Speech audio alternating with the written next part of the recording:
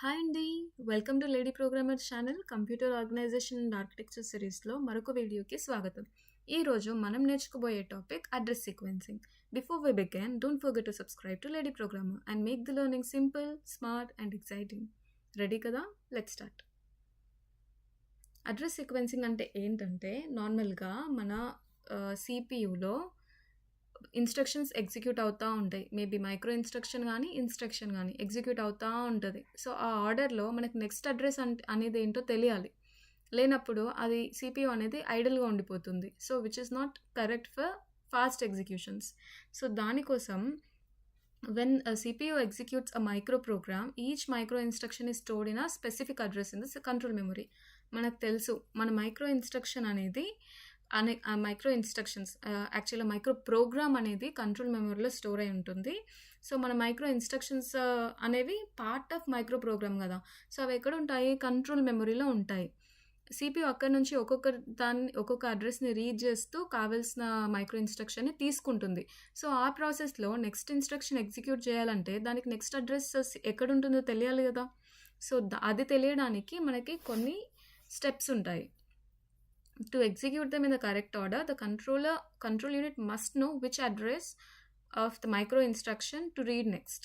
అంటే నెక్స్ట్ ఏ instruction read చేయాలి అనేది దానికి తెలియాలి first. So this process is called address sequencing. దీన్ని అడ్రస్ సీక్వెన్సింగ్ అంటాము. Address sequencing means deciding the next address of the micro instruction that should be fetched from the control memory. That's all. So why we need address sequencing? ఎందుకు? ఎలాంటి సిచ్యువేషన్స్లో మనం code రాస్తాము. So for example నేను ఒక code రాసాను, దాంట్లో if else condition ఉంది అండ్ ఆల్సో నేను ఇంకొక ఫంక్షన్ని కాల్ చేశాను అనుకోండి. అప్పుడు ఏంటి, మన program line by line execute అవ్వదు. అప్పుడు నేను ఎప్పుడైతే ఒక ఇఫ్ ఎల్స్ కండిషన్ రాస్తానో, ఇఫ్ రాసినప్పుడు ఆ కండిషన్ ఫెయిల్ అయితే ఇఫ్ కన్నా కింద ఉన్న లైన్ ఎగ్జిక్యూట్ అవ్వదు. అప్పుడు ఎల్స్ బ్లాక్లో ఏ కండిషన్ ఉంటుందో అది ఎగ్జిక్యూట్ అవుతుంది. సో అప్పుడు ప్రోగ్రామ్ కౌంటర్ నెక్స్ట్ అడ్రస్ని పాయింట్ చేసిందంటే మన ఇఫ్ ఎల్స్ కండిషన్కి యూజ్ ఏంటి? లేదు కదా. సో అలాగే ఇప్పుడు మనం ఫంక్షన్ని కాల్ చేస్తాము. ఫంక్షన్ కాల్ చేసినప్పుడు ఆ ఫంక్షన్ డెఫినేషన్లో ఉన్న లైన్స్ ఎగ్జిక్యూట్ అవ్వాలి, కానీ ఫంక్షన్ కన్నా కింద ఉన్న లైన్ ఎగ్జిక్యూట్ అయితే మనం కాల్ చేసి యూజ్ ఏంటి? సో ఇవన్నీ ఎగ్జిక్యూట్ అవ్వడానికి మనకి కొన్ని కండిషన్స్ ఉంటాయి అన్నమాట. Based on that address sequencer అనేది అడ్రస్ని డిసైడ్ చేస్తుంది నెక్స్ట్ అడ్రస్ ఏదై ఉండొచ్చు అని. So the control unit must choose the next address correctly. అప్పుడు కరెక్ట్గా చూస్ చేస్తేనే కదా మన ప్రోగ్రామ్ కరెక్ట్గా ఎగ్జిక్యూట్ అయ్యేది, మనకు కావాల్సిన టాస్క్ సాటిస్ఫై అయ్యేది. సో పాసిబుల్ నెక్స్ట్ అడ్రసెస్ ఏమై ఉండొచ్చు అంటే నెక్స్ట్ సీక్వెన్స్ అడ్రస్. నార్మల్గా ఏ కాలింగ్ లేదు, ఏ కండిషన్స్ లేవు, ఏ లూప్స్ లేవు అంటే అడ్రస్ వచ్చేసి ప్లస్ నెక్స్ట్ లైనే అయి ఉంటుంది. So address +1.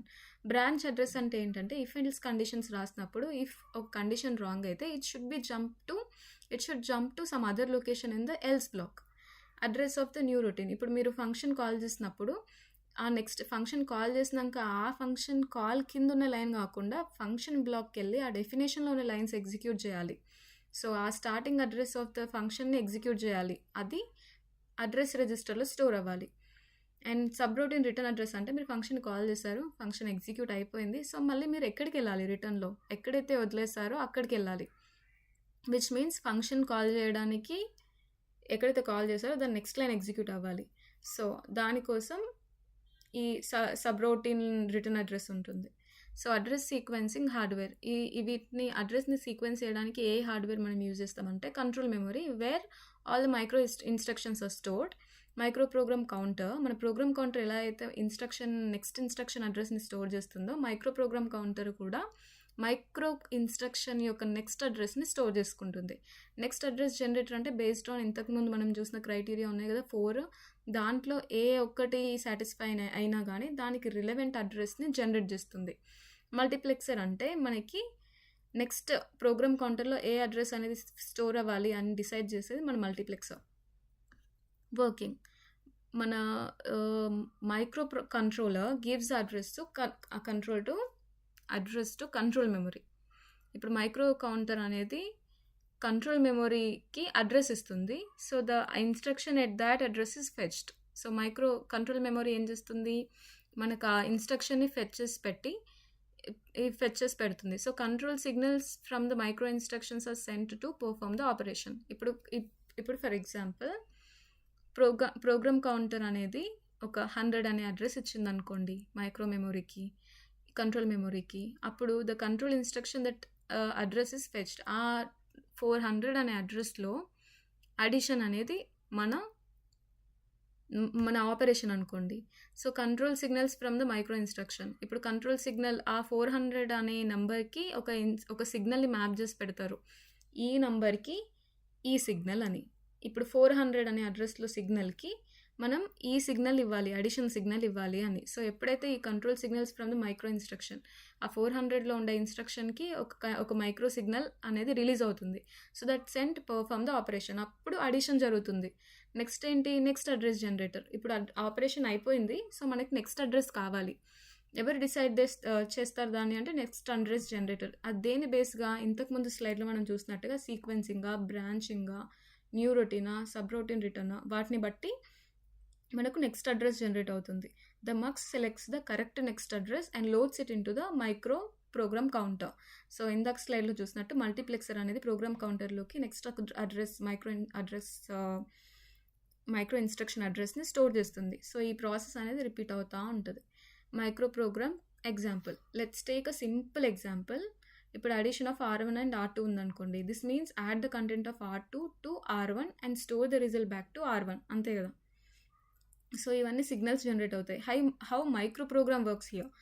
A micro program is a sequence of micro instructions stored in a control memory. Control మెమరీలో మైక్రో ప్రోగ్రామ్ అంటే ఇందాక మనం స్లైడ్లో అంటే ముందు వీడియోలో కూడా చూసింది ఏంటి, మైక్రో ప్రోగ్రామ్ అంటే set of instructions, micro program అంటే micro instruction set. That's all. అది ఎక్కడ ఉంటుంది, కంట్రోల్ మెమరీలో ఉంటుంది. Each micro instruction performs one small step. ఒకటే స్మాల్ స్టెప్, అడిషనా, సబ్ట్రాక్షనా, అట్లాంటివి micro operations need to execute the full instruction. Full instruction execute చేయడానికి మనకి ఒక స్మాల్ ఇన్స్ట్రక్షన్ అనేది కావాలి. అవన్నిటిని జనరేట్ చేసేది ఇది. స్టెప్ బై స్టెప్ చూస్తే ప్రోగ్రామ్ కౌంటర్ నుంచి మనకు అడ్రస్ రిజిస్టర్లోకి అడ్రస్ వచ్చింది. సో ఆ అడ్రస్ నుంచి డేటాని ఫెచ్ చేసాము.